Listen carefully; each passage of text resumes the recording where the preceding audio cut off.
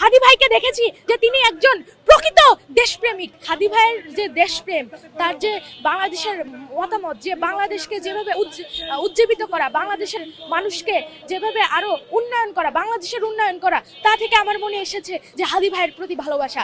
অন্যান্য দেখেছি, কিন্তু হাদি ভাইকে দেখেছি যে তিনি একজন প্রকৃত দেশপ্রেমিক। আমরা দেখেছি যে যদি দেশপ্রেমিক না হতো তাহলে তার বিভিন্ন দৃষ্টান্ত থেকেই বোঝা যায়, তার কাজকর্ম সবকিছুর মধ্য দিয়ে তিনি ফুটিয়ে তুলতেন ভারতের আগ্রাসন এবং ভারতের আগ্রাসনের বিরুদ্ধে তার কর্মকাণ্ডের মধ্য দিয়ে বিভিন্ন কিছু ফুটিয়ে তুলতেন এবং বাংলাদেশকে কিভাবে এগিয়ে নেওয়া যায় সে বিষয়ে তার অন্যতম মতামত ছিল। তো আমি অনেকবারই এরকম হয়েছে যে কেউ ভারতপন্থী, পাকিস্তানপন্থী বিভিন্ন দলের, কিন্তু এই 24-এ এসে আমি বলতে চাই যে আমরা সবাই বাংলাদেশপন্থী।